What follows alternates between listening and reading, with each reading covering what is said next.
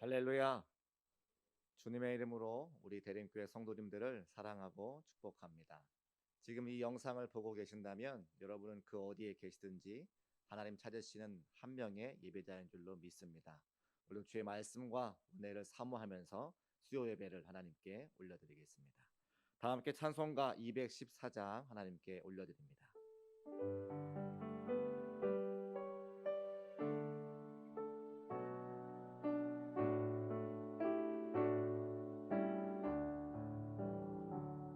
나 주의 도움 받고자 주 예수님께 빕니다. 그 구원 허락하시사 날 받아 주소서. 내 모습 이대로 주 받아주소서. 날 위해 돌아가신 주 날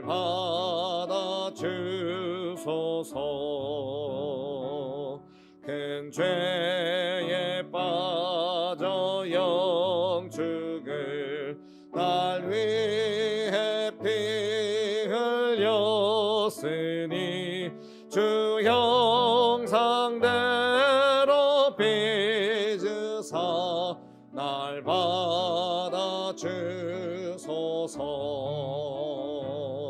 내 모습 이대로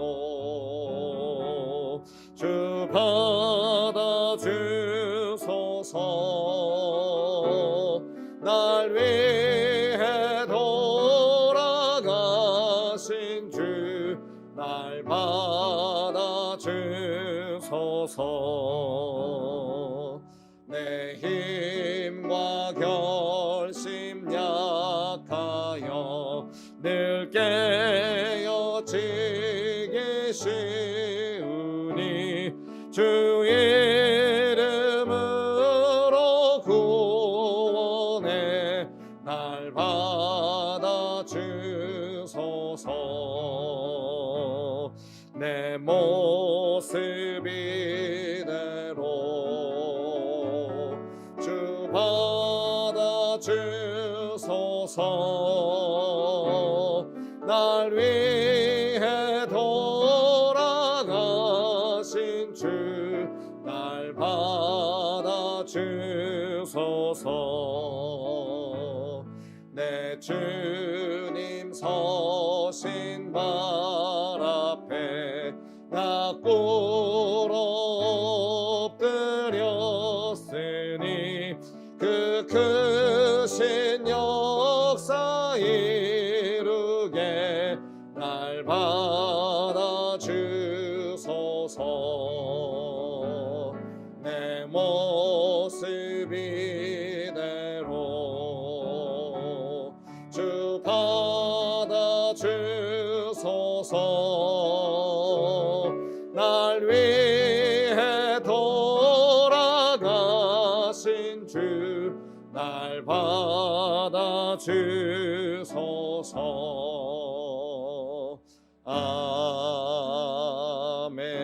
아멘. 사도신경으로 우리의 신앙을 고백합니다. 나는 전능하신 아버지 하나님, 천지의 창조주를 믿습니다. 나는 그의 유일하신 아들, 우리 주 예수 그리스도를 믿습니다. 그는 성령으로 잉태되어 동정녀 마리아에게서 나시고 본디오 빌라도에게 고난을 받아 십자가에 못 박혀 죽으시고 장사된 지 사흘 만에 죽은 자 가운데서 다시 살아나셨으며 하늘에 오르시어 전능하신 아버지 하나님 우편에 앉아 계시다가 거기로부터 살아있는 자와 죽은 자를 심판하러 오십니다. 나는 성령을 믿으며 거룩한 공교회와 성도의 교제와 죄를 용서받는 것과 몸의 부활과 영생을 믿습니다. 아멘. 찬송가 205장을 박수하시면서 찬송합니다.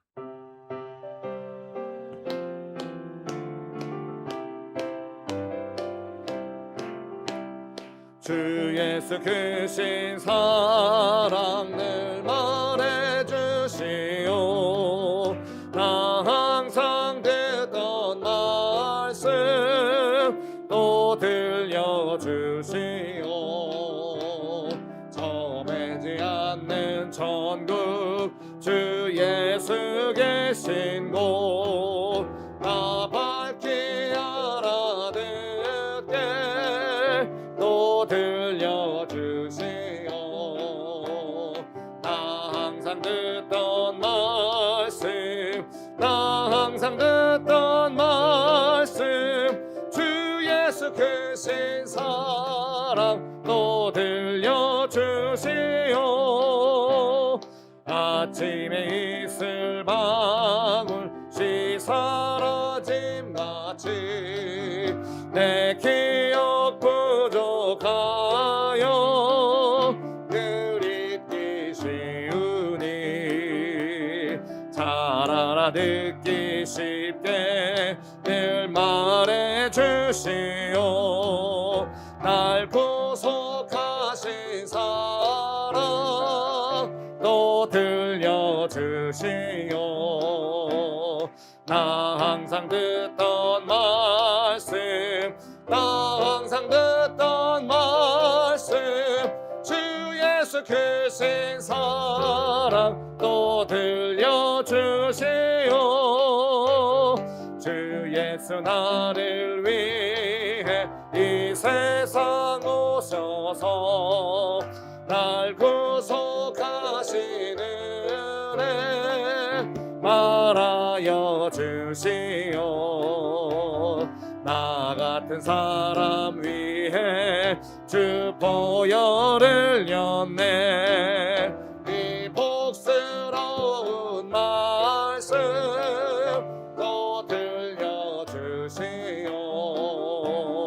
나 항상 듣던 말씀 나 항상 듣던 말씀 주 예수 크신 사랑 또 들려주시오.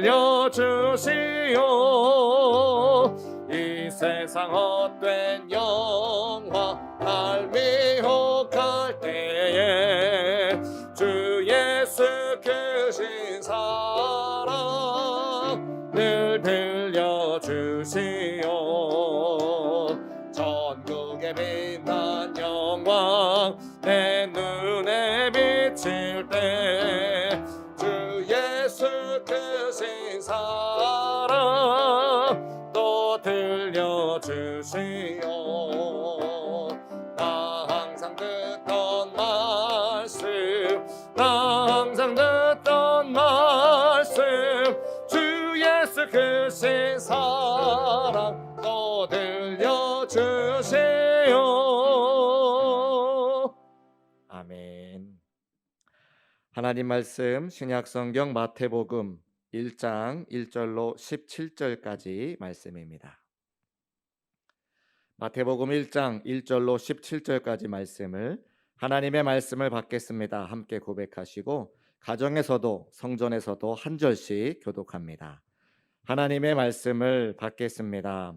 아브라함과 다윗의 자손 예수 그리스도의 계보라. 아브라함이 이삭을 낳고 이삭은 야곱을 낳고 야곱은 유다와 그의 형제들을 낳고 유다는 다말락에서 베레스와 세라를 낳고 베레스는 헤스론을 낳고 헤스론은 람을 낳고 람은 아비나답을 낳고 아비나답은 나손을 낳고 나손은 살몬을 낳고 살몬은 라합에게서 보아스를 낳고 보아스는 룻에게서 오벳을 낳고 오벳은 이새를 낳고 이새는 다윗 왕을 낳으니라. 다윗은 우리아의 아내에게서 솔로몬을 낳고 솔로몬은 르호보암을 낳고 르호보암은 아비야를 낳고 아비야는 아사를 낳고 아사는 여호사밧을 낳고 여호사밧은 요람을 낳고 요람은 우시아를 낳고 우시아는 요담을 낳고 요담은 아하스를 낳고 아하스는 히스기야를 낳고 히스기야는 므낫세를 낳고 므낫세는 아몬을 낳고 아몬은 요시야를 낳고 바벨론으로 사로잡혀 갈 때에 요시야는 여고냐와 그의 형제들을 낳으니라. 바벨론으로 사로잡혀 간 후에 여고냐는 스알디엘을 낳고 스알디엘은 수룹바벨을 낳고 수룹바벨은 아비웃을 낳고 아비웃은 엘리야김을 낳고 엘리야김은 아소르를 낳고 아소르는 사독을 낳고 사독은 아킴을 낳고 아킴은 엘리웃을 낳고 엘리웃은 엘르아살을 낳고 엘르아살은 mat단을 낳고 mat단은 야곱을 낳고 야곱은 마리아의 남편 요셉을 낳았으니 마리아에게서 그리스도라 칭하는 예수가 나시니라.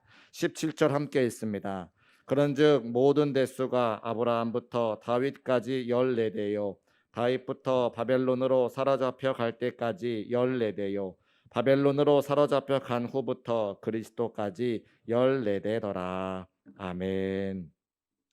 담임 목사님께서 나오셔서 마태복음 강해설교 첫 번째 시간 하나님 말씀 선포해 주시겠습니다.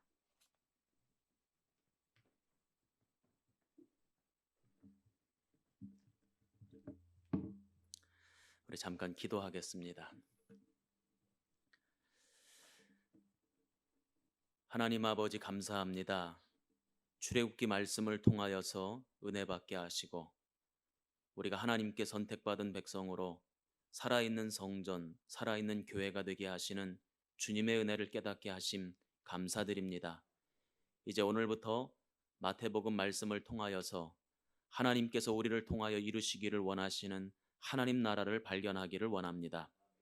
제자들을 부르시고 하나님 나라를 시작하시며 은혜를 충만하게 부어주시고 사명의 자리에 세워주셨던 주님, 오늘 우리와 함께하여 주옵소서. 오늘 이 시간 성령님 충만하게 역사하셔서 우리들도 은혜 받고 사명의 자리에 서는 모두 성도가 되게 도와 주시옵소서. 오늘 말씀을 듣고 은혜 받고자 예배 자리에 섰사오니 하나님께서 동행하여 주옵시고 오늘도 이 시간을 기억하며 하나님 앞에 예물을 올려드리고 또 하나님 앞에 봉헌하는 성도들의 중심과 정성을 받아 주시옵소서. 하나님께서 함께 하실 줄 믿습니다. 예수님 이름으로 축복하며 기도합니다. 아멘. 자, 이제 오늘부터 우리 마태복음 강해 말씀을 이제 시작하게 될 텐데요. 우리 성도들의 삶의 자리마다 이 마태복음의 말씀을 통해서 충만한 은혜가 임하기를 주님의 이름으로 축원합니다. 또 충만히 은혜 받고 사명의 자리에 세워지는 역사도 나타나기를 주님의 이름으로 축원합니다. 이 마태복음의 말씀은 여러 가지 내용이 담겨져 있지만 아주 짤막하게 정리를 해보자면 예수 그리스도께서 이 땅에 어떻게 오셨는지에 대해서 말씀해주고 계십니다. 또 그 예수님께서 이 땅에 오셔서 제자들을 어떻게 부르시고 그들에게 어떻게 하나님 나라를 가르치셨는지에 대한 내용이 나오죠.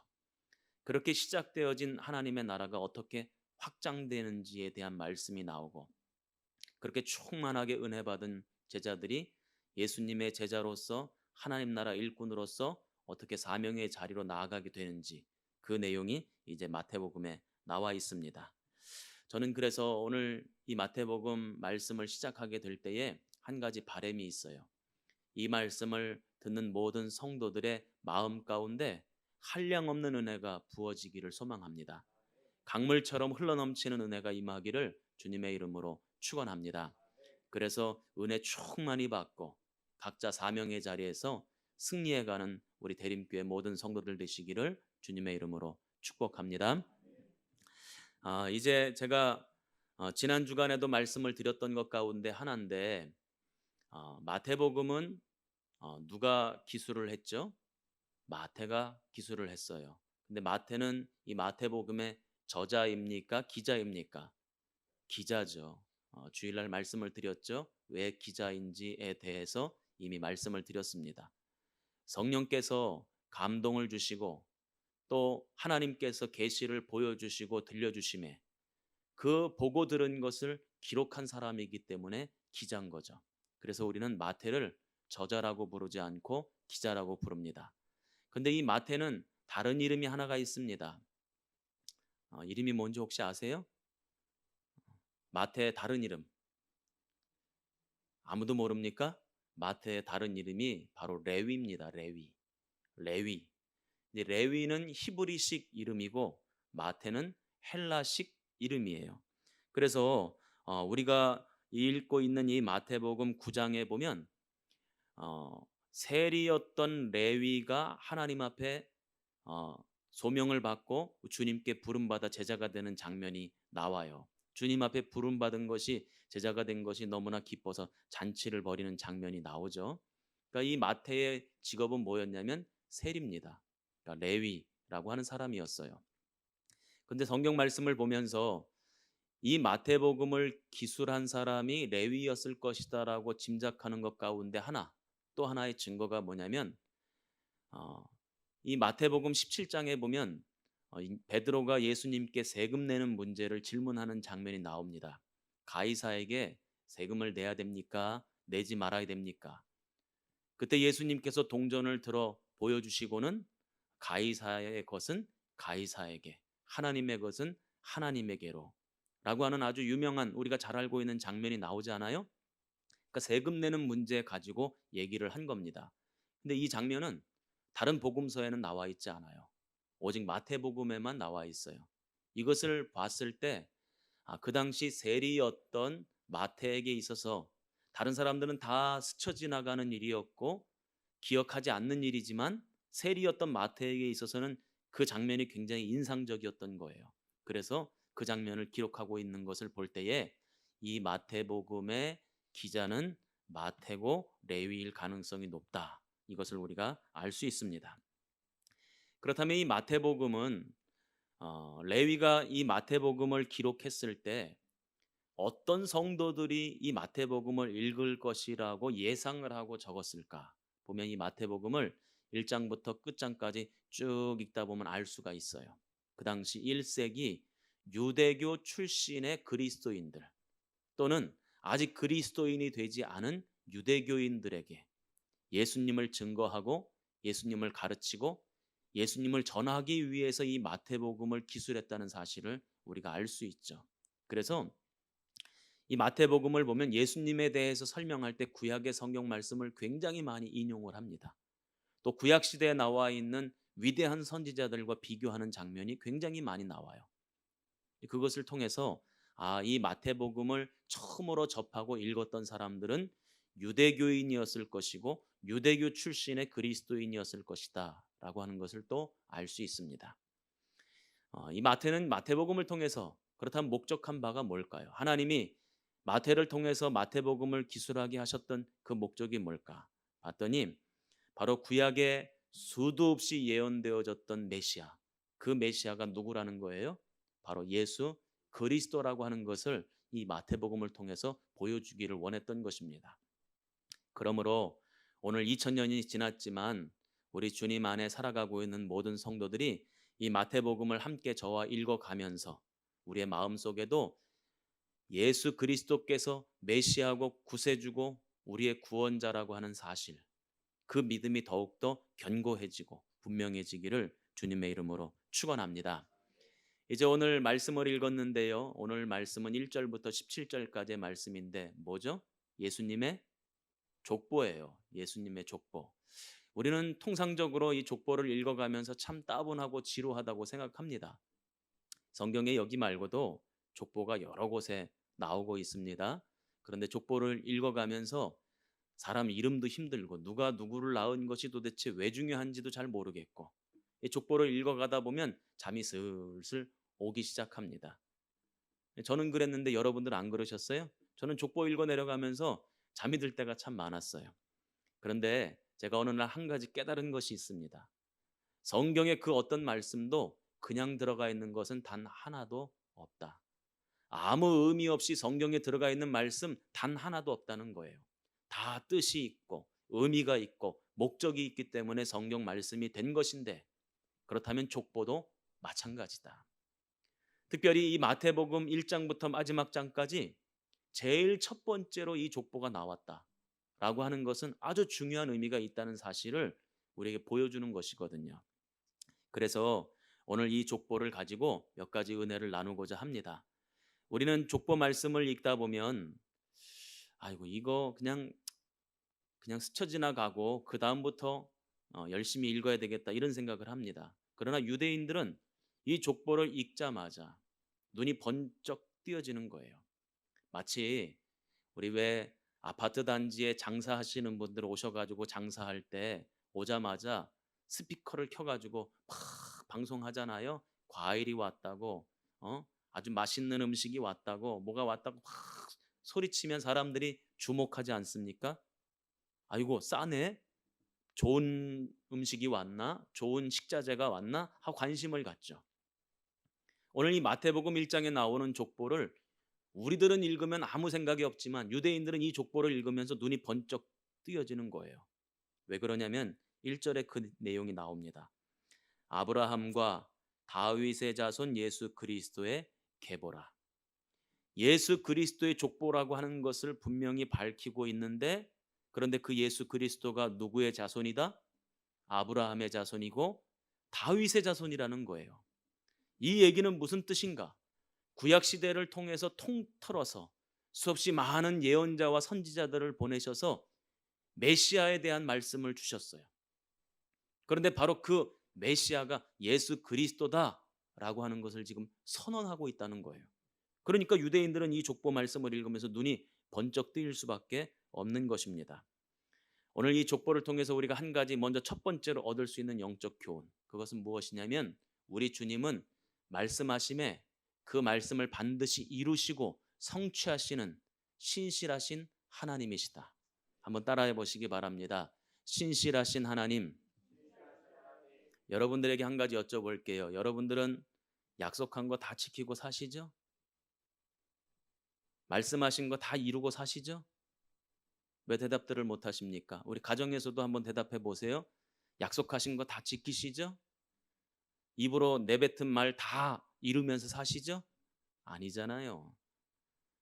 마지못해서 어쩔 수 없어서 지키지 못할 때도 많고, 나한테 조금 불리해지는 것 같아서 어길 때도 많고, 모른 척하고 기억 못한다고 그렇게 내팽개칠 때도 있고 그렇잖아요. 그런데 우리 하나님은 어떤 분이신가 봤더니 말씀하신 것은 반드시 성취하시고 반드시 이루시고 약속하신 것은 반드시 지키시는 분이시다. 수없이 많은 예언자와 선지자들을 보내셔서 메시아를 약속하셨어요. 바로 그 약속을 예수 그리스도를 통해서 이루셨다는 거예요. 바로 그 말씀을 이 족보를 통해서 하고 있는 것입니다. 특별히 그 메시아가 바로 예수님인데, 그분이 예수님인 증거가 무엇이냐? 그분이 바로 아브라함의 자손이고 다윗의 자손이기 때문에 메시아다, 이렇게 주장하고 있는 거예요. 그렇다면 왜 그렇게 주장하는가 봤더니 창세기 22장 18절 말씀입니다. 우리 같이 한번 읽어보겠습니다. 시작. 또 내 씨로 말미암아 천하 만민이 복을 받으리니. 아멘. 하나님께서 아브라함에게 약속의 말씀을 주셨어요. 네 씨로 말미암아, 그러니까 너의 후손으로 말미암아 천하 만민이 뭘 받을 것이다? 복을 받을 것이다. 그래서 오늘 저와 여러분이 복을 받게 된 줄로 믿습니다. 아브라함의 자손으로 이 땅에 오셨던 예수님, 그 예수님으로 인하여서 우리뿐만 아니라 천하 만민이 복을 받게 되었다 하는 것이죠. 또 다윗에게는 어떻게 예언하셨는지 한번 보세요. 사무엘하 7장 12절입니다. 같이 읽어보겠습니다. 시작. 내가 내 몸에서 날 자식을 내 뒤에 세워 그 나라를 견고케 하리라. 아멘. 다윗에게는 이렇게 약속하셨어요. 너의 후손을 통해서 그 나라가 견고하게 될 수 있게끔 만드시겠다. 그 나라가 어떤 나라입니까? 하나님의 나라잖아요. 하나님의 나라를 이루고 하나님의 나라를 견고하게 하시기 위해서 다윗의 후손 가운데 일으키시겠다는 거예요. 저는 이것을 볼 때 참 하나님은 믿을 만한 분이시구나, 신뢰할 만한 분이시구나, 의지할 만한 분이시구나. 왜냐하면 상황에 따라서 왔다 갔다 하면 못 믿는 거예요. 우리가 인생을 살면서 저 사람 믿을 만한 사람이다, 어떨 때 그런 생각을 합니까? 저 사람이 말한 것은 반드시 지키는 사람이고, 그것이 손해가 됐건 자신에게 문제가 생기건 그 말한 것을 반드시 이루는 사람이면 그 사람을 신뢰할 수 있죠. 하나님은 그런 분이라는 거예요. 근데 반대로 이스라엘을 한번 생각해 보십시오. 이스라엘 나라, 이스라엘 민족은 어떤 존재들이었습니까? 수시로 갈대처럼 요동을 했어요. 이스라엘의 역사를 한마디로 정리해 봐라. 그러면 늘 배반의 역사였습니다. 나만 바라봐. 나만 섬겨야 돼. 그러면 내가 너희에게 복을 줄 것이고 은혜를 베풀어 줄 것이고 너희를 인도할 것이야. 수도 없이 하나님의 약속의 말씀을 붙잡고 하나님 말씀대로 살겠습니다. 결단해 놓고선도 또 조금 지나가면 우상을 섬기고 하나님을 배반하고 하나님을 떠나가는 역사. 그것이 이스라엘의 역사였어요. 우리 같으면 그래? 너희들이 그랬으니 그러면 나도 약속 지킬 의무가 없지. 그러면 여기서 약속 끝내. 약속 파기해. 얼마든지 하나님께서 그렇게 말씀하실 수 있는 것 아닙니까? 게다가 약속을 누가 먼저 어겼어요? 이스라엘 백성들이 먼저 어겼잖아요. 그러니까 이 약속이 깨진 책임은 다 너희 때문이야 하고 얼마든지 책임을 전가하실 수도 있는 거죠. 그런데 우리 주님은 그러지 않으셨어요. 우리 주님은 당신이 계획을 세우시고 약속하시고 말씀하신 것을 완성하시고 성취하시고 이루셨다는 거예요. 누구를 통해서? 예수님을 통해서. 예수님을 통해서 당신의 약속을 성취하셨다는 거예요. 예수님을 통해서 당신의 약속을 이루셨다는 거예요. 그 증거가 누굽니까? 바로 나, 바로 여러분들입니다. 우리가 예수 그리스도 때문에 구원받고 예수 그리스도 때문에 은혜 받고 예수 그리스도 때문에 하나님 자녀가 된 줄로 믿습니다. 바로 이 마태복음 1장에 나오는 족보는 그 말씀을 하고 있는 거예요. 시간이 많이 흘렀지만 하나님은 약속을 잊지 아니하시고 성취하시고 이루셨다. 그러므로 이 말씀은 우리에게 오늘날 우리들에게도 너무너무 소망이 되는 말씀이에요. 사람은 하루가 멀다 하고 요동치잖아요. 아니요. 아침 저녁 요동쳐요. 새벽 기도 때 은혜 엄청 받고 말씀처럼 살아갈 것 같이 다짐해 놓고는 저녁 때 가가지고 그 말씀에 벗어나서 사는 게 우리 인간 아닙니까? 사람을 보면 아무런 소망이 없죠. 그런데 신실하신 하나님, 약속을 반드시 지키시는 하나님이시기 때문에 오늘 저와 여러분에게 소망이 있는 줄로 믿습니다. 그러므로 그 하나님만 붙드시기 바랍니다. 두 번째로 이 족보를 보면서 여기 한번 살펴보세요. 여러분들 할아버지 계십니까? 여러분들 아버지가 여기 나옵니까? 남의 집 족보 아닙니까? 그렇잖아요? 전혀 나랑 상관없는 족보 아닙니까? 대답들 한번 해보세요. 상관이 있어요, 없어요? 아무런 상관없는 것처럼 보여요. 그러니까 이 족보를 도대체 내가 왜 읽어야 되나? 내가 이 족보에 왜 신경을 써야 되나? 이런 생각이 들 수 있습니다. 그런데 말씀을 보면 그렇지 않다는 사실을 우리가 알게 됩니다. 갈라디아서 3장 29절입니다. 우리 같이 한번 읽어보겠습니다. 시작. 너희가 그리스도께 속한 자면 곧 아브라함의 자손이요. 아멘. 이제 이 족보가 나랑 상관이 있습니까? 없습니까? 상관이 있잖아요. 우리는 그리스도께 속했기 때문에 혈통으로는 아브라함의 자손이 아닐지 몰라도 믿음으로는 우리는 아브라함의 자손이고 아브라함은 우리의 믿음의 조상이 되는 거예요. 그러니까 오늘 이 아브라함의 족보는 우리에게 너무너무나도 중요한 족보가 되는 거죠.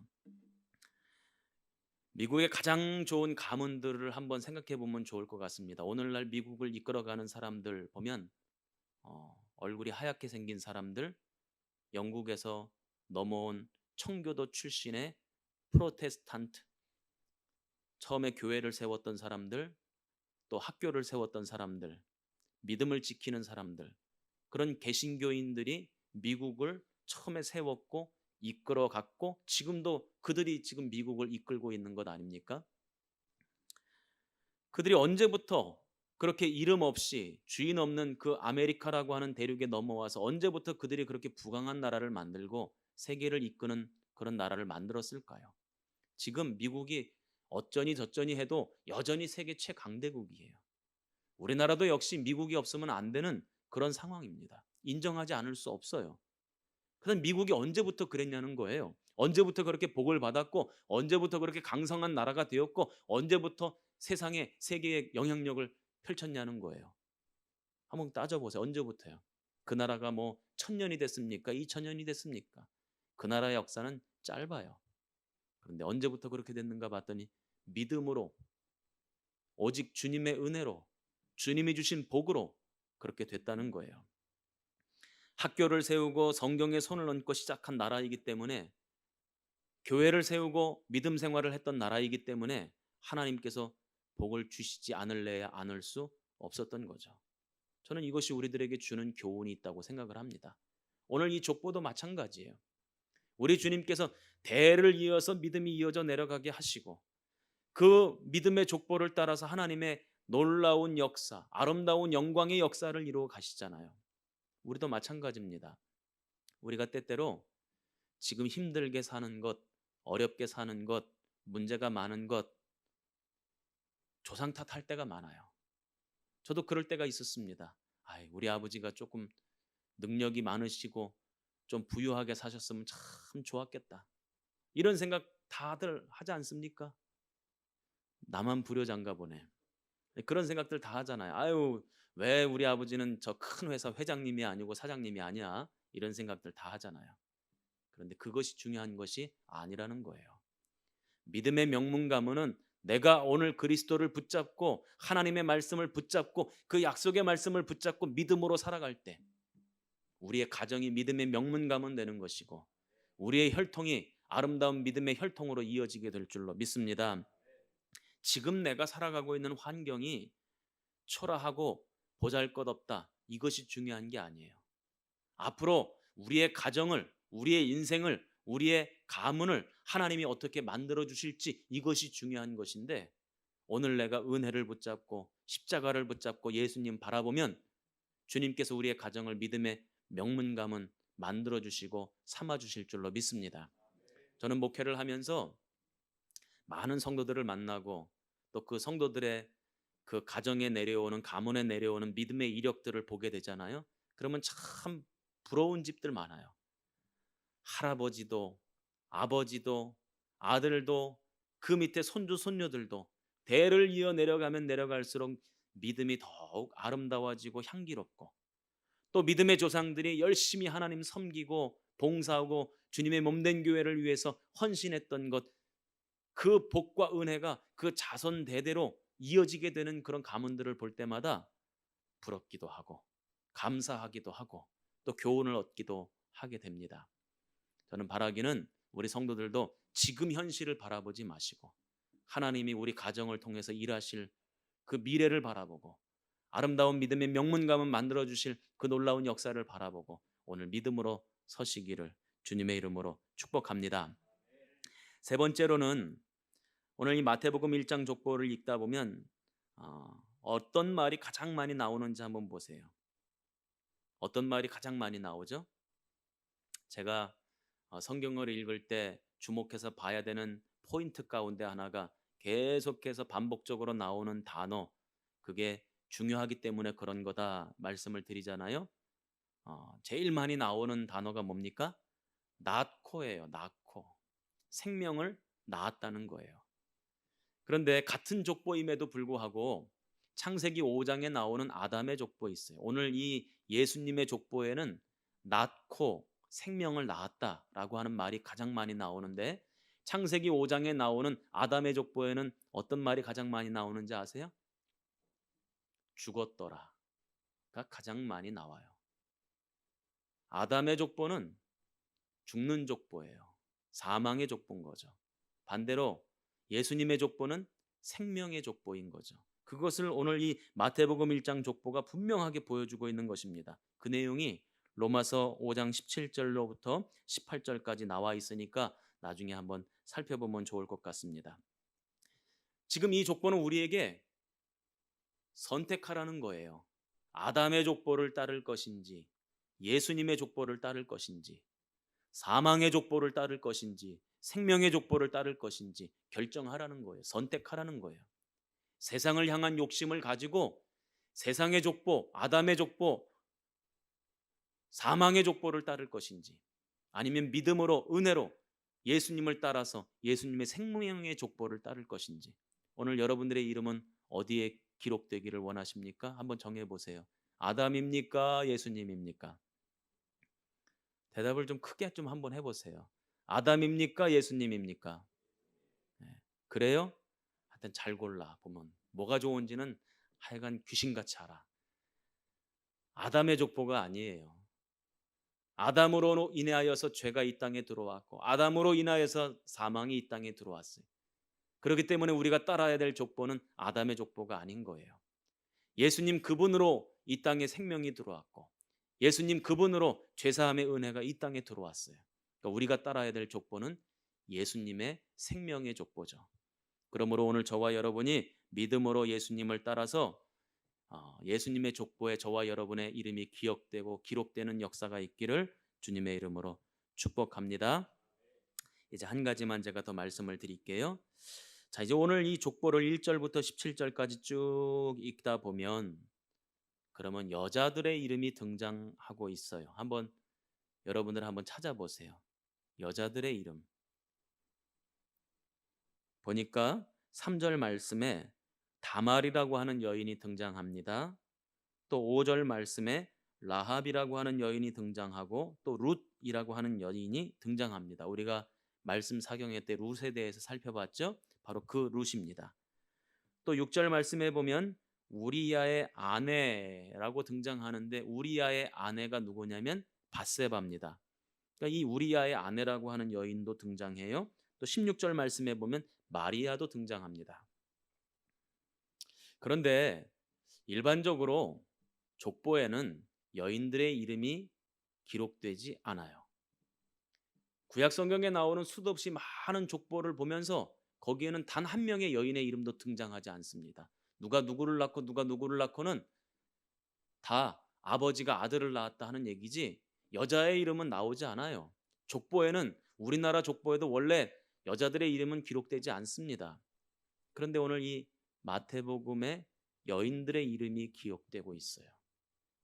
게다가 이 여인들은 어떤 여인들인가 봤더니 오늘날 사실은 입에 언급하기도 어려운 때로는 부끄럽기도 하고 때로는 수치스럽기도 하고 감추었으면 좋겠는 그런 과거를 가지고 있는 여인들이었어요. 예를 하나 들어볼까요? 3절 말씀에 보면 유다는 다말에게서 베레스와 세라를 낳았다 그랬어요. 그러면 유다와 다말이 부부관계여야 하지 않습니까? 우리 성도들도 아마 다 알고 계실 겁니다. 이 둘의 관계는 어떤 관계죠?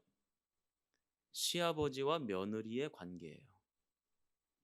오늘날 이런 일이 벌어진다고 한다면 과연 이 사회에서 이것이 받아들여질 수 있을까요? 이거는 도저히 용납이 안 되는 그런 일 아닙니까? 그러니까 시아버지와 며느리 사이에서 자식이 태어났다는 거예요. 또 5절 말씀에 보면 살모는 라합에게서 보아스를 낳았다. 이 보아스는 룻의 남편이 되죠. 그런데 이 라합이라고 하는 여인이 어떤 여인입니까? 여리고 성의 기생이라고 우리가 일컫는데 사실은 기생이 아니라 몸을 팔아서 먹고 사는 여인이었어요. 또 보아스는 룻에게서 오벳을 낳았다. 그렇게 기록이 되어져 있는데 이 룻이라고 하는 여인은 어디 여자입니까? 모압 여자예요. 유대인이 아니에요. 이스라엘이 아닙니다. 이방 여자입니다. 이 당시 유대인들은 이방 사람들을 개 취급했어요. 더더군다나 이방 여인은 아예 사람 취급도 안 했다고요. 또 6절 말씀을 보면 참 기가 찹니다. 다윗은 우리아의 아내에게서 솔로몬을 낳았대요. 자식을 왜 우리아의 아내에게서 낳습니까? 자기 아내에게서 자식을 낳아야죠. 우리아의 아내 밧세바에게서부터 솔로몬을 낳았대요. 이 불륜 아닙니까? 적절한 관계가 아니에요. 그럼에도 불구하고 오늘 족보에 기록이 되어져 있습니다.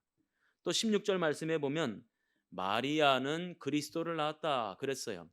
이 마리아도 사실은 아직 결혼하지 않은 정혼 상태에서 임신을 한 것이기 때문에 우리는 믿음으로 동정녀 탄생을 다 믿고 알고 있지만 그 당시 사람들이 볼 때는 이것은 올바르지 못한 일이에요.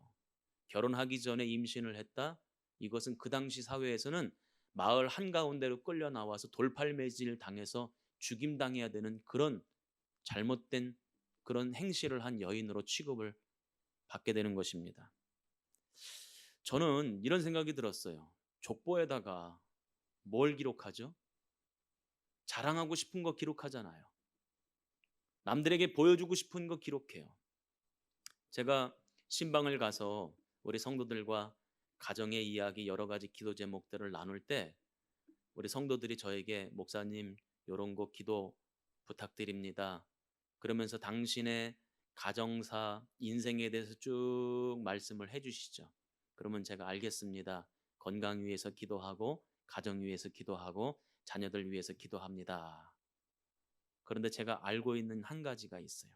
뭐냐면 저한테 얘기하지 못한 뭔가도 있어요. 담임 목사에게조차 차마 얘기할 수 없는 뭔가 마음 아프고 속상한 일이 있어요. 그런데도 얘기하지 않아요. 감추고 싶어요. 목사님한테 알려지는 게 싫어요. 목사님은 몰랐으면 좋겠어요. 그런 것들이 누구에게나 다 있다는 거예요. 누구에게나 다 있어요. 어느 인생에게나 어느 가정에나 목사님한테 보여주고 싶지 않은, 아니 다른 사람들한테 보여주고 싶지 않은 아픔과 눈물과 속상한 것과 힘든 것들이 다 있어요. 오늘 성경에 나오는 이 여인들의 인생을 면면히 살펴보면 이 여인들의 인생을 굳이 족보에 적어 놓을 필요가 있었겠습니까? 오히려 안 적어도 그만인데, 여자들의 이름을 원래 족보에 적지도 않는 건데 안 적어도 그만인데 왜 굳이 여기다가 이렇게 적어 놨을까? 여기에는 하나님의 놀라운 섭리가 담겨져 있다는 것입니다. 바로 이렇게 부끄럽고 수치스럽고 창피하고 감추고 싶고 남한테 알리고 싶지 않은 이런 가정사, 인생을 통해서도 하나님은 위대한 약속의 말씀을 성취시켜 나가시고 하나님의 놀라운 구원의 역사를 이루시고 영광으로 그 가문을 이끄신다는 거예요. 하나님은 어떤 분이신가 봤더니 우리의 감추고 싶은 것들을 통해서도 선한 것으로 역사하셔서 그 일을 통해서도 오히려 나중에 기쁨이 되게 하시고 영광이 되게 하시고 은혜가 되게 하신다는 사실, 여러분들 꼭 기억하시기 바랍니다. 우리가 하나님 앞에 부름받고 하나님 앞에 쓰임받고 하나님께서 우리를 이끄시는 것은 우리가 뭔가 대단해서 잘나서 흠이 없어서 깨끗해서 그래서 우리를 부르시는 것이 아니에요. 흠이 있고 부족하고 모자라고 지저분한 것도 있고, 그러나 하나님은 부르셔서 우리에게 은혜를 부어주시고 성령으로 감싸주시고 우리의 그 부끄러운 것, 수치스러운 것, 죄 많은 것들을 통해서도 하나님의 놀라운 은혜와 역사로 이끌어 가신다 하는 것이죠. 오늘 이 사실을 꼭 기억하셨으면 좋겠습니다. 로마서 9장 11절 말씀입니다.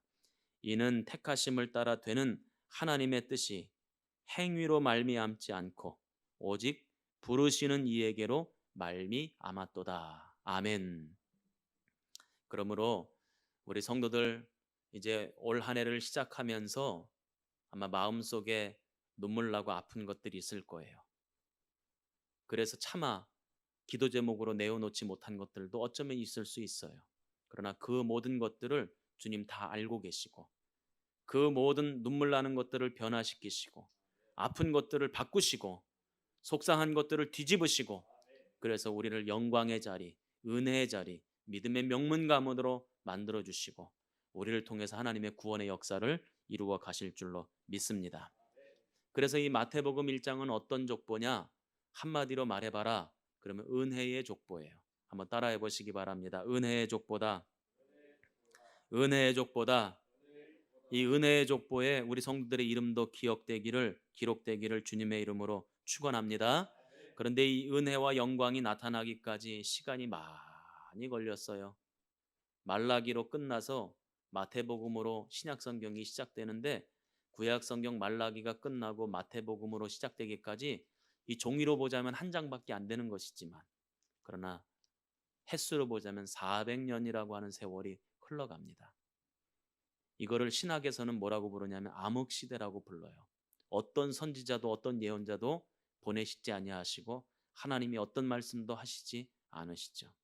그리고는 마태복음이 시작되는 것입니다. 이것을 볼 때에 아 그렇구나, 때는 하나님이 정하시고 때를 결정하시는 분은 우리 하나님이시고, 그래서 우리는 그 하나님의 영광스러운 때, 은혜의 때를 기대하며 오늘도 기도하고 기다릴 줄 아는 것, 이것이 참된 믿음의 백성의 모습이다, 이 생각을 합니다. 그러므로 올 한 해 우리 성도들 주님의 영광의 때, 은혜의 때를 기대하며 기도하며 기다리시기를 주님의 이름으로 축원합니다. 기도하겠습니다. 하나님 아버지, 감사합니다.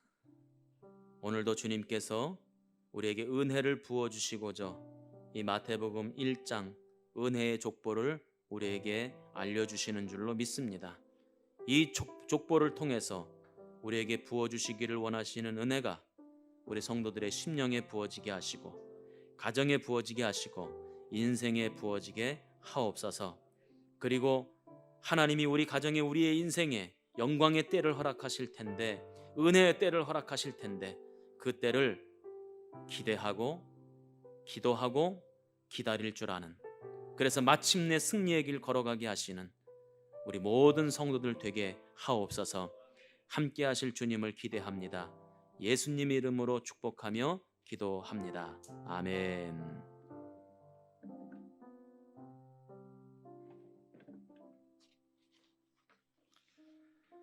찬송가 436장 우리 1절만 두 번 찬송하시고 함께 나라와 민족을 위해서 또 교회를 위해서 각자 기도 제목을 가지고 함께 기도하겠습니다. 박수하시며 찬송합니다. 나 이제 주님의 새 생명 얻은 몸, 옛 것은 지나고 새 사람이로다. 그 생명 내 맘에 강같이 흐르고, 그 사랑 내게서 해같이 빛난다. 영생을 누리며 주 안에 살리라. 오늘도 내일도 주 함께 살리. 나 이제 주님의 새 생명 얻은 몸, 옛 것은 지나고 새 사람이로다. 그 생명 내 맘에 강같이 흐르고, 그 사랑 내게서 해같이 빛난다. 영생을 누리며 주 안에 살리라. 오늘도 내일도 주 함께 살리라. 아멘. 첫 번째로 함께 기도하실 제목은 나라와 민족을 위해서 기도해 주시기를 바랍니다. 또한 코로나 종식을 위해서 함께 기도해 주시기를 바랍니다. 각자 예배의 자리에서 조용한 목소리로 함께 통성으로 기도하겠습니다. 살아계신 아버지 하나님, 감사합니다. 주님께서 수요 예배를 통해서 주의 말씀 듣게 하시고 기도할 수 있도록 은혜 베풀어 주시니 진심으로 감사합니다. 이 나라와 이 민족을 기억하여 주셔서 하나님의 회복의 은혜를 더해 주시기를 간절히 바라고 원합니다. 오직 주님의 긍휼만이 우리를 회복시킬 줄 믿사오니 주여 우리의 기도와 간구를 들으시고 응답하여 주셔서 이 나라와 이 민족 위에 강물같은 주 회복의 역사를 다시 한번 허락하여 주옵소서. 하나님, 우리를 도와주시기를 간절히 바라고 원합니다. 코로나19 바이러스가 속히 종식되어지기를 원합니다. 가정이 회복되게 하시고 경제가 회복되게 하시고 각자 교회들이 회복되어서 하나님의 거룩한 사명들을 감당함에 하나님께 큰 영광 올려드릴 수 있는 누가 될 수 있도록 역사하시고 인도하여 주옵소서. 온 성도들이 가정에서 또 사역의 현장에서 예배의 자리에서 각자 일터에서 함께 기도하는 가운데 있습니다. 의인의 간구와 기도를 들으시는 아버지 하나님, 역사하시기를 간절히 바라고 원하오니 회복의 은혜를 더해주시기를 간절히 바라고 원하오니 주여 우리의 기도와 간구를 들으시고 은혜 도하여 주옵소서. 오직 생명의 주관자가 되시는 하나님 아버지께서 이 땅 가운데 새로운 생명을 쏟아지게 줄 줄로 믿습니다. 하나님의 은혜와 사랑을 기대하며 기도할 수 있는 우리 모두가 되어지기를 간절히 바라고 원하오니 주여 함께 하시고 인도하여 주옵소서. 깨어 기도하기를 원합니다. 하나님 말씀 붙잡고 삶의 자리에서 깨어 기도하는 우리 모두가 될 수 있도록 역사하시고 인도하여 주옵소서. 오직 회복의 은혜가 함께하기를 간절히 바라고 원합니다. 주님, 우리를 도우시고 인도하여 주옵소서. 아버지, 우리 한국 기억하여 주옵시고 이 나라의 민족을 기억하여 주셔서 하나님 다시 한번 궁인을 베풀어 주시사 그 은혜가 회복된 놀라운 축복과 은혜를 허락하여 주옵소서. 하나님의 은혜가 필요한 우리 모두에게 주의 은혜와 상을 더해주시는 귀한 날 될 수 있도록 우리 주님 도와주시며 인도하여 주옵소서. 함께 하시기를 간절히 바라고 원합니다. 우리 화면을 보시고 함께 기도하겠습니다. 상한 강대를 꺾지 않으시고 꺼져가는 등불을 끄지 않으시는 사랑의 아버지 하나님, 이 나라와 이 민족을 긍휼히 여겨 주옵소서. 하나님의 회복의 은혜가 아니라면 코로나 바이러스를 물리칠 수 없음을 고백합니다. 오직 주님만이 회복시킬 수 있음을 믿음으로 고백하며 기도하는 성도들이 되게 하옵소서. 정부와 보건당국자들에게 지치지 않는 힘을 주시고 많은 자영업자들과 기업에게 살아갈 길을 열어 주옵소서. 경제적으로 어려움을 당한 수많은 가정들과 개인들을 기억하여 주셔서 유월의 은혜를 허락하여 주시고 전화위복의 하나님께서 역전시켜 주셔서 각 가정과 사람들의 삶에 웃음꽃이 피어나는 행복한 삶이 되게 하여 주옵소서. 거룩하신 예수 그리스도의 이름으로 기도합니다. 아멘.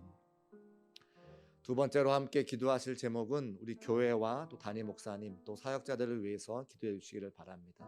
하나님의 교회가 코로나19 바이러스로 여러 가지 사역을 감당하지 못하는 가운데 있지만 또 힘을 내어 할 수 있는 여러 가지 사역들을 감당하는 가운데 있습니다. 여러분들의 기도와 또 수고가 또 동력이 필요합니다. 함께 위해서 기도해 주시고, 특별히 담임 목사님 신년 소원을 가지고 성도들을 위해서 가정마다 온라인으로 신방하는 가운데 그 성들을 지켜주셔서 하나님 앞에 기도 올려드릴 때에 기도가 응답되어지고 가정마다 축복이 넘치는 그런 귀한 시간 될 수 있도록 함께 중보하며 기도해 주시기를 부탁드립니다. 기도하겠습니다.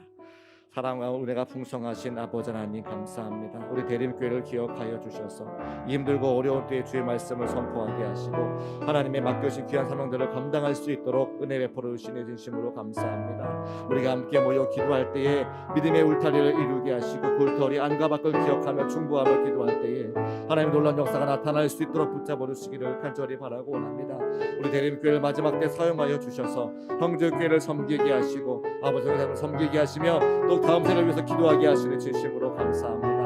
맡겨주신 귀한 사명들이 있사오는데 크게 쓰임받는 교회가 될 수 있도록 인도하여 주옵시고 쓰임받아 주님께 그 영광 올려드릴 수 있는 교회와 성도가 될 수 있도록 역사하시고 인도하여 주옵소서. 한국교회를 살리는 교회가 되어주기를 원합니다. 감리교단을 살리는 교회가 되어주기를 원합니다. 하나님의 거룩한 일을 맡겨주셨사오니 그 일을 감당하기 부족함이 없도록 하나님의 능력과 은혜와 지혜를 허락하여 주옵소서. 담임 목사님 교주들을 기억하여 주셔서 하나님의 성령의 충만함을 허락하시기를 간절히 바라고 원합니다. 주의 말씀 태어나는 가운데 있사오니 그 말씀이 소망의 말씀이 되게 하시고 위로의 말씀이 되게 하시고 성도들의 삶에 힘과 능력이 되게 하셔서 그 말씀 붙잡고 승리를 거두게 하시는 그 말씀을 낼 수 있도록 주님 함께 하시며 인도하여 주옵소서. 각 가정마다 기도 제목을 붙잡고 축복하며 기도하는 가운데 있습니다. 함께 기도할 때에 기도 제목을 들으시고 응답하여 주셔서 하나님께 영광 올려드리고 각 가정마다 주의 축복이 넘쳐날 수 있는 귀한 시간 되어지기를 간절히 바라고 원합니다. 모든 교육자들과 교직원들을 기억하여 주셔서 한마음부터 주의 성도 붙잡아 주옵시고 부족함 없도록 채우시는 하나님의 은혜를 경험할 수 있도록 역사하시고 인도하여 주옵소서. 충성으로 감당하기를 원합니다. 주님 함께 하시며 인도하여 주옵소서. 화면을 함께 보시고 함께 기도하겠습니다. 사랑과 은혜가 풍성하신 하나님, 우리 대림교회가 하나님의 일에 쓰임받게 하시니 감사합니다. 너 유다 지파여 선봉에 서라는 주의 말씀을 붙잡고 새해 선봉에 서서 하나님의 일을 능히 감당하도록 우리 교회와 성도들에게 힘과 지혜와 은혜를 부어 주옵소서. 담임 목사님께 성령의 충만함을 도와주셔서 하나님 말씀 대언하시기에 부족함이 없도록 하시고 영육간의 강건함을 도하여 주셔서 교회를 이끌어 가시기에 피곤치 않게 하옵소서. 특별히 각 가정의 기도 제목을 가지고 신년 축복 기도를 하시는 가운데 담임 목사님의 성대를 지켜주옵시고 기도한 대로 응답되는 역사가 나타나 하나님께는 영광 돌리고 각 가정에는 기쁨이 충만한 시간이 되게 하옵소서. 거룩하신 예수님의 이름으로 기도합니다. 아멘. 마지막 세 번째는 들은 말씀을 기억하시고 또 여러분이 함께 기도하는 각자의 기도 제목 가지고 기도하겠습니다. 믿고 구하는 것은 이미 받을 줄로 믿으라 말씀해 주셨습니다. 약속의 말씀 붙잡고 기도할 때에 하나님의 응답의 역사가 나타날 줄로 믿습니다. 통성으로 기도합니다. 살아계신 아버지 하나님 감사합니다. 주의 말씀 도하여 주셔서 충만한 은혜 사명의 자리로라고 하는 마태복음의 말씀을 통해 은혜 받게 하시니 진심으로 감사합니다. 새해를 시작하며 주의 말씀 붙잡고 삶의 자리에 승리하기를 원하는 사랑하는 성도들에게 주의 거룩한 말씀을 허락하여 주셨사오니 그 말씀이 위로가 되게 하시고 소망이 되게 하시고 힘과 능력이 되게 하셔서 힘들고 어려운 이때에 새로운 힘을 가지고 세상을 넉넉히 승리할 수 있는 성도들의 삶이 될 수 있도록 주의 함께 하시고 인도하여 주옵소서. 새해를 열어가며 우리 각자 개인에게 또 가정에 주신 기도 제목들이 있습니다. 꿈과 비전과 소원과 기도 제목 가지고 기도하는 가운데 있사오니 하나님 들으시고 응답하여 주셔서 하나님께서 원하시는 때 원하시는 방법으로 역사하시기를 간절히 바라고 원합니다.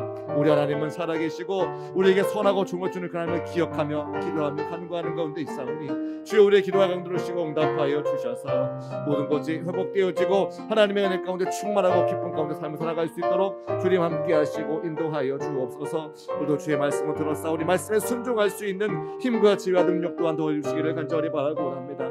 오직 주님만 바라보며 하나님께만 소망을 두며 나아가는 우리 모든 대림교회 성도가 될 수 있도록 함께 하시고 인도하여 주옵소서. 기도할 때 승리하는 가정이 되고 기도할 때 승리하는 인생이 될 줄로 믿습니다. 오직 주 앞에 무릎 꿇어 기도하며 간구하여서 하나님의 동행할 수 있는 한 해가 될 수 있도록 역사하시며 인도하여 주옵소서. 주님 함께 하시기를 간절히 바라고 원합니다. 화면을 보시고 함께 공동 기도하겠습니다. 말씀이 육신이 되어 우리 가운데 거하시는 살아계신 아버지 하나님, 2021년 새해 충만한 은혜 사명의 자리로라는 주제로 마태복음 강의 말씀을 새롭게 듣게 하시니 감사합니다. 하나님의 말씀이 모든 성도들의 마음에 아로 새겨지게 하시고 세상이 줄 수 없는 참된 위로와 소망이 되게 하옵소서. 또한 하나님의 말씀을 통해서 새로운 힘과 지혜와 은혜를 주셔서 모든 성도들이 세상을 넉넉히 이기며 승리할 수 있도록 인도하옵소서. 각 가정마다 각 개인마다 마음의 소원을 가지고 기도합니다. 믿고 구한 것은 이미 받은 줄로 믿으라 말씀하셨으니 약속의 말씀을 붙잡고 기도하여 응답받고 기뻐하며 감사하는 삶이 되게 하옵소서. 거룩하신 예수 그리스도의 이름으로 기도합니다. 아멘. 주기도문으로서 수요 예배를 마치겠습니다. 하늘에 계신 우리 아버지, 아버지의 이름을 거룩하게 하시며 아버지의 나라가 오게 하시며 아버지의 뜻이 하늘에서와 같이 땅에서도 이루어지게 하소서. 오늘 우리에게 일용할 양식을 주시고 우리가 우리에게 잘못한 사람을 용서하여 준 것 같이 우리 죄를 용서하여 주시고 우리를 시험에 빠지지 않게 하시고 악에서 구하소서. 나라와 권능과 영광이 영원히 아버지의 것입니다. 아멘.